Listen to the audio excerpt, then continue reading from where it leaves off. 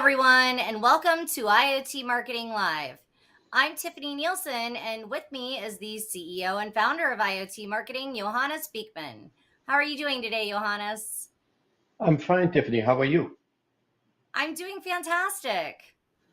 And last month, we held our Future of Connectivity webinar. And for the second month in a row, we had over 2,000 people in attendance for the live event. So thank you so much to our audience for watching. And what did you think of the webinar, Johannes? It was a great webinar, Tiffany. It's very much on point with what's happening right now. It was very well attended, as you mentioned. It's an important topic because we are living in a connected world and we are getting more and more connected. Thanks, Johannes. And to start things off, an exciting story broke out after the webinar as T-Mobile and SpaceX team up, announcing smartphone satellite connectivity will be coming next year. SpaceX already offers Starlink internet service as a home internet option, but requires a large, expensive dish in order to operate. And the new Coverage Above and Beyond service will connect directly to smartphones. And if you remember from our last industry news session, we mentioned that SpaceX had previously asked the FCC to allow it to use a block of underutilized 2 gigahertz spectrum for direct to mobile communication. And while the request was denied, T-Mobile, who has plenty of waves to spare, is willing to share a slice of its existing mid-band PCS spectrum with SpaceX to enable the service. Don't you feel this is an interesting follow-up story, Johannes? It is, Tiffany, and it shows you how much is going on in satellite communication right now.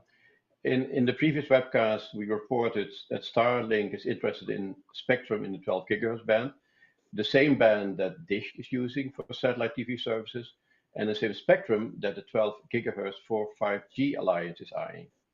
Then in August, there was an article about the companies that are trying to put 5G in space. Then we had the Starlink T-Mobile announcement. And last week, Apple at its Far Out event announced an emergency satellite service on the iPhone 14. Apple is investing in satellite infrastructure and is collaborating with Globalstar for this new feature and to develop the LEO satellites. Thank you, Johannes. And eliminating the need to build a tower or dig for fiber, Denver aims to deliver instant connectivity through a network in a box solution, using a small metal box from South Korea to help close the digital divide in Colorado, which is challenged by mountains and other geographical obstacles. And the new Denver company, UCast Global, is introducing its network in a box technology to offer a more affordable and robust way to deliver connectivity as opposed to other alternatives on the market, providing access to LTE and 4G cellular internet and soon 5G services in parts of the state that have lacked it. What are your thoughts on this news, Johannes? Well, to expand on what you just mentioned, Tiffany, this is part of UCast, the South Korean company, strategy to provide 4G and 5G broadband access in rural and remote areas across the globe. So looking at the hardware that they've developed, some of the network boxes have SON capability. So you would use these network boxes as network nodes in a self-organizing edge network. And we can expect to see more of these edge networks using either a mesh topology or any other topology. So if anybody in the audience wants to learn more about mesh networks, I suggest checking out our blog about the basics of self-organizing networks. Thanks, Johannes. And next month on October 27th, we are going to be hosting Summit of Things, which is an all-day summit focused on IoT and other complementary advanced technologies. And I'm really looking forward to this event. And I thought, in the spirit of the Summit of Things, I'd start out with this next story. Johannes, did you know that Pittsburgh is home to the first IoT device in history? I had heard about it, Tiffany. It sounds a very interesting story, and I definitely would like to learn more about it. Well, in the 1980s, a group of graduate students and a research engineer at Carnegie Mellon made a Coke machine connected to the internet. Its soda can inventory updated to the internet in real time. And according to governing.com, the machine still lives on Carnegie Mellon campus. And the article focused on smart labels, just one part of the broader Internet of Things, IoT, which is the term for everyday objects that connect to the internet, such as Alexa, an Apple Watch, or even a Ring doorbell. But the article brings up a great point. Quote, take a smart labeled shampoo, for example. You're literally naked in the bathtub, and some big tech company and big soap company is watching you, said Michael Madison, a law professor at the University of Pittsburgh. That's literally what is happening, he stated. So, are you ready for smart labels and being exposed completely to the IoT, Johannes?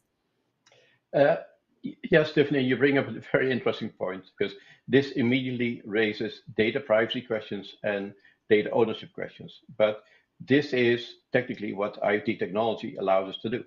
So let's put this article in a broader perspective. Smart labels is just another name for smart replenishment systems, which use IoT technology for vendor managed inventory for at end consumers. In other words, the vendor moves inventory from the store shelf to the end customer shelf and manage the inventory level at the end customer location. So the system collects point of consumption, POC information at the end consumer to decide on deliverables of consumables. Now, to participate in any smart replenishment program, each customer first has to agree to the collection and transfer of POC information to the vendor while using his smart connected household appliance. Then, as a next step, the consumer has to enter into a contract that authorizes the vendor to make replenishment decisions on behalf of the customer. The customers benefit from the arrangement due to the reduced effort for monitoring inventories and deciding on replenishment, as well as the convenience of direct home fulfillment. They might also enjoy price discounts because given in the contract to reward predictable long-term commitment to the vendor. However, unlike in a classic auto replenishment model, consumables are only replenished as needed and customers do not overstock in periods of low usage. It is basically a double opt-in model. Thanks, Johannes. So now I have a question for you, Tiffany. Since we're going down memory lane and since we're working on an article about the history of IoT, can you tell us which university started the first self-driving car project and when? I don't know. Please tell us. Carnegie Mellon University, the same university that connected the Coke machine to the internet, started what they called the NavLab 1 project in 1984, and as you can imagine, it was funded by DARPA. Interesting, Johannes. Thanks for sharing. And IoT is made possible through partnerships, yet more and more we are seeing the acquisition of IoT companies. And we talked about the acquisition of Sierra Wireless by Semtech in our Future of Connectivity webinar, and Roomba being acquired by Amazon. And now Telit was recently in the news for its latest acquisition of US custom IoT startup MobiLogix. And according to Enterprise IoT Insights, Telit will be renamed Telit Centurion in its efforts to become an end to end IoT service provider. Telit acquired the cellular IoT division of French firm Thales, along with the purchase of California based custom IoT solution startup MobiLogix for an undisclosed fee. And Thales purchased Gemalto in 2019, taking on the name Centurion for its line of cellular IoT modules, which took the name originally from German M2M specialist Centurion. So, what do you think of all these acquisitions, Johannes? Well, it shows you how big the IoT industry has become. Companies, large or small, from Fortune 100 companies to startups, are launching IoT products and projects, and Telet is transitioning into an end-to-end IoT solution provider, which you need to be when you're working with Fortune 1000 companies that are launching complex IoT projects. And as we know, a lot of IoT projects are failing because of the sheer complexity. Telit is acquiring the skills with these two acquisitions to manage these complex IoT projects for their customers. And Johannes, I feel it's also because global revenues from cellular IoT modules increased by 58% in the fourth quarter of 2021. And compared with the year ago period, according to Counterpart Technology Market Research, it also stated that Quectel, Telit, and MyG will remain the top three IoT module makers. So it's definitely changed quite a bit from when I learned about IoT modules. But let's go ahead into the next story. And when considering how to approach IoT, my best advice is to have a backup plan, which is emphasized in the story with the headline that reads Google Cloud will shutter its IoT core service next year. And customers will have a year to find a partner to move their devices to for IoT device management. Google believes that having partners manage the process for customers is a better way to go. A Google spokesperson explained, quote, since launching IoT Core, it has become clear that our customers' needs could be better served by our network of partners that specialize in IoT applications and services, end quote. So to me, this all emphasizes that the global IoT market is shifting, Johannes. What do you think of this story? Well, this is the reason why the IT industry has MSPs, managed service providers, Tiffany. MSPs work with the customer, pick and choose from the large and small service providers those services that best fit the customer's needs and manage those services for the customer. And the IoT industry is developing and needs to develop a similar layer of IoT MSPs to help the companies out that were on Google Cloud. And one example of a IoT MSP would be Ready Wireless, who was in the Future of Connectivity panel. Thank you, Johannes. And how much is IoT being integrated into our lives? Well, a telling story comes from Samsung as it reveals how much our homes are becoming interconnected. Samsung Electronics recently announced the global launch of Smart Things Home Life. Introduced at this year's Bespoke Home 2022 virtual event, Samsung's Smart Things Home Life is currently available in Canada and integrates the Smart Things Cooking and Smart Things Home Care services. What are your thoughts on that story, Johannes? Well, Tiffany, we've talked about home automation in our high-tech homes webinar, and this particular article is an announcement of Samsung, as you mentioned, of the launch of their home automation hub and its ecosystem of 270 global partners. So this allows you to build your home automation using brands that you're familiar with, and you can use two different voice assistants, Alexa and Bixby. But let me pause here for a second because we know automation hubs, but what we're really witnessing here is the rise of the digital voice assistants. Right now, you can build your home automation system with and around the digital assistants from Amazon, Alexa, Apple, Siri, Josh AI, LG has one, Samsung, which is Bixby.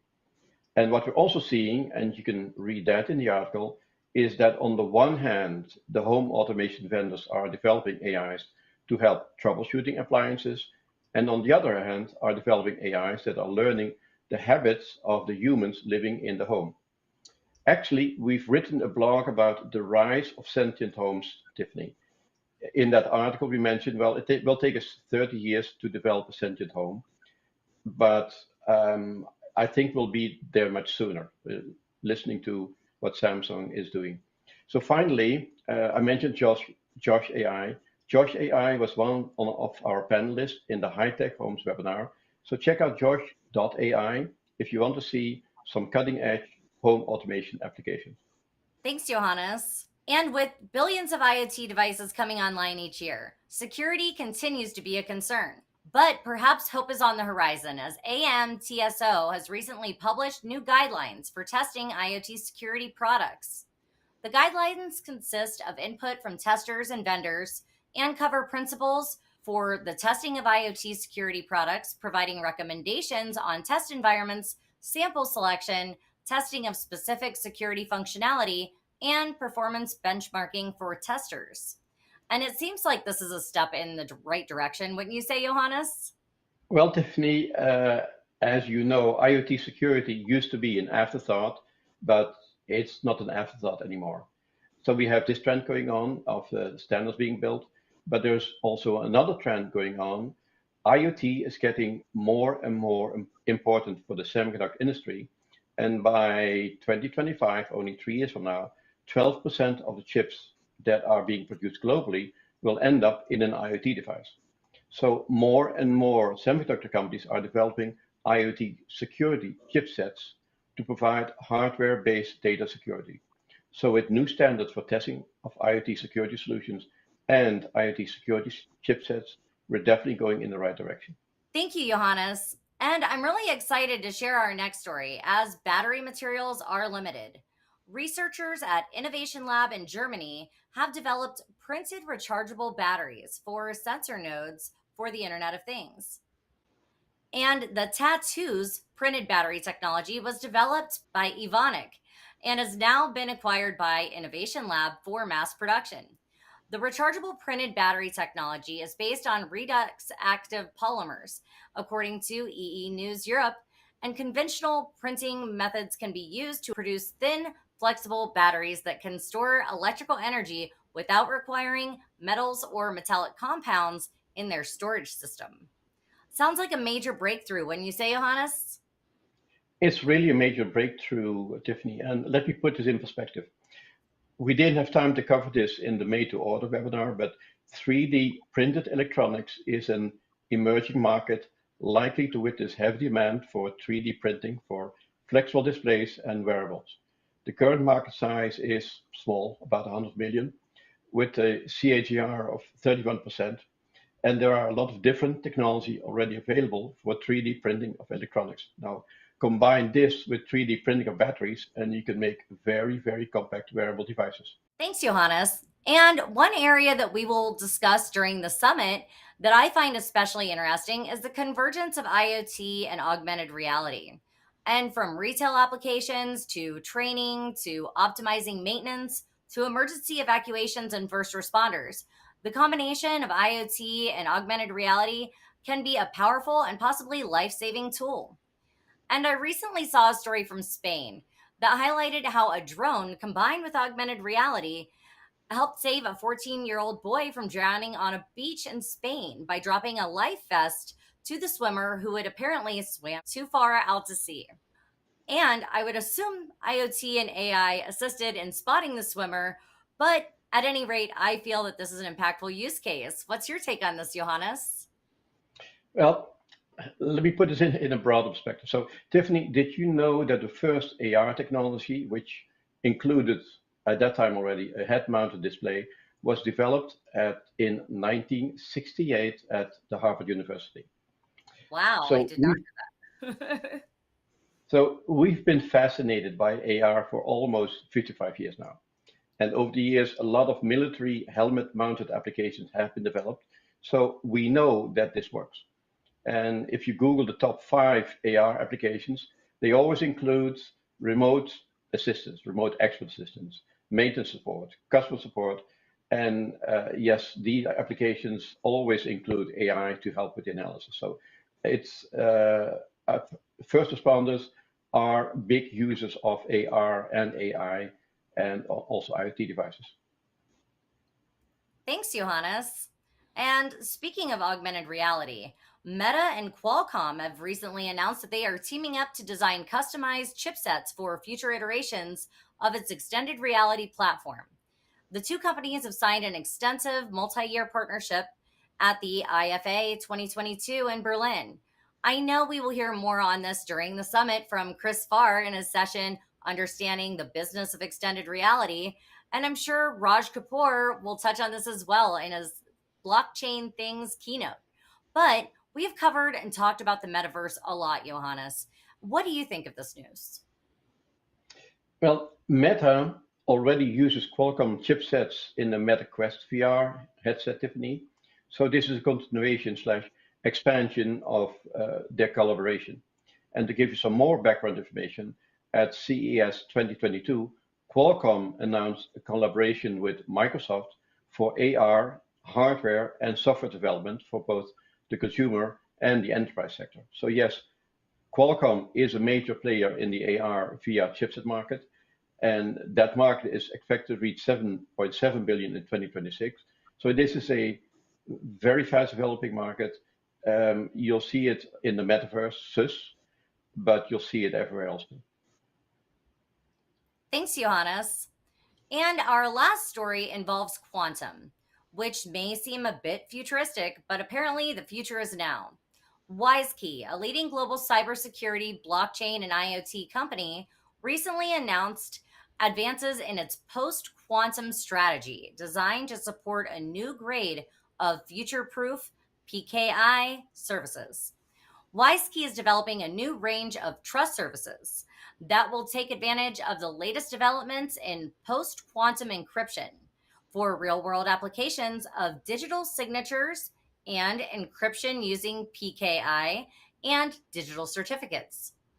These services are currently based in standards that can be improved to be resilient to quantum attacks and offer backwards compatibility with existing counterparts. What's your take on this, Johannes? We are living in interesting times, Tiffany. Over the next 5 years, we'll gradually see more and more powerful quantum computers, and in about 5 years from now, we'll see large-scale quantum computing adoption in real-world applications. So yes, we need to start thinking about data security and data encryption in a quantum world. And yes, we need to prepare ourselves for quantum attacks, which are cyber attacks coming from the quantum computer. Thanks, Johannes. And as we wrap things up, we want to emphasize to get your tickets for Summit of Things and do it now before prices go up on September 15th because our audience wouldn't want to miss the summit, would they, Johannes? No, they definitely wouldn't want to miss the summit because it's going to be a great summit, Tiffany. There's a lot of interest, and our speaker lineup is looking very strong and getting stronger every week. We had a great, very well attended webinars in Q3, and this summit is our flagship event of this year with several tracks, panel discussions, interviews, training sessions, and a great event. You don't want to miss the summit. And we've been talking about the metaverse. It's almost like you're in the metaverse when you attend the summit. You'll be able to go from stage to stage. We've got multiple stages of content, networking areas, and even a virtual expo hall. So definitely get your tickets at iotmktg.com now. And in-person events are also coming back, and I'm so pleased that I'll be moderating the What's Hot in the Connected World panel during Mobile World Congress Las Vegas. Are you as excited as I am, Johannes? I am. Mobile World Congress Las Vegas is going to be a great conference. Everybody's looking forward to it. And there's so much going on in the world of telecom and IoT that your panel discussion is a must attend for anybody who wants to learn more about the latest trends in IoT. Thanks, Johannes. And we also have our third annual Industry Insights IoT Awards coming up this December. And also on the IoT Marketing website, you can nominate your favorite person or business for 12 different categories. So definitely take advantage of that. And if you've not done so yet, please try out our new Industry Insights webinars community. You can watch all of our existing webinars anytime and chat in forums. Anything you want to say about our community, Johannes? Our community is growing rapidly. The online events are attracting between 1,200 and 2,500 attendees month after month, and the IoT marketing website is getting over 20,000 visitors every month. So join our community if you want to stay up to date, and contact us if you want to promote your company to our vibrant and fast-growing community. And you can start your free trial by visiting iiwcommunity.com. And to remind you that IoT Marketing is the one responsible for the Industry Insights webinar series and Summit of Things, as well as the awards and all of the services that we use to provide you with the content that you're watching on all of our other streams is what we can do for you. So we can do white label webinars, we can do custom content, there's marketing, PR services, production services, whatever you need. So be sure to visit www.iotmktg.com to learn more about that. Anything you would like to say about our services or any final thoughts, Johannes? Well, our services, we're full service marketing and video production company, so please check us out. And our services are top notch. But I would like to close with we're really living in interesting times, Tiffany. We are broadcasting these newscasts now every 2 weeks, and every time there are so many new technology trends to report. So tune in to IoT Marketing Live and IoT Marketing Industry News to stay on top of the major technology trends. Again, thank you to everyone for watching today, and we hope to see you next month at Summit of Things. So be sure to get your tickets now at iotmktg.com. Have a great day, everyone, and thank you, Johannes. Thank you, Tiffany. Have a great day.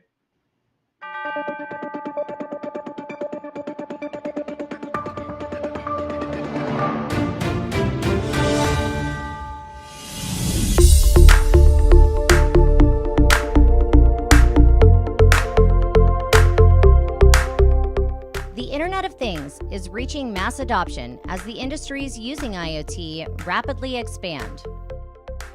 From smart buildings to smart cities, the Internet is connecting us in all new ways. Join Industry Insights webinars and IoT Marketing on Thursday, October 27th from 10 a.m. to 5 p.m. for the Summit of Things. This all-day live event will feature a combination of panel discussions, keynotes, training sessions, and more. Discussion topics include IoT for smart manufacturing, IoT security and potential threats, applications for IoT such as digital twins, and advanced technologies that complement IoT. Contact us if you would like to participate in this live global event and attend the summit to learn more about the Internet of Things, Industry 4.0, and digital transformation. Register now at iotmktg.com, and we will see you at the summit.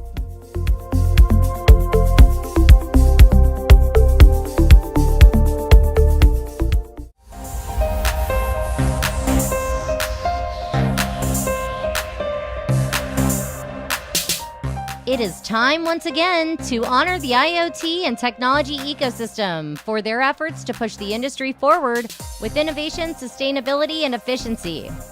The third annual Industry Insights IoT Awards will recognize IoT and technology businesses and ecosystem professionals for their success in 2022 with 10 award categories across a wide range of connected solutions. The categories for this year's program include